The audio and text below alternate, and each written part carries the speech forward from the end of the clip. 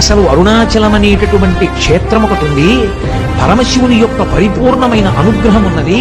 అక్కడికి వెళ్ళాలనేటటువంటి కోరిక పుట్టడం జరగదు. ఎందుకని?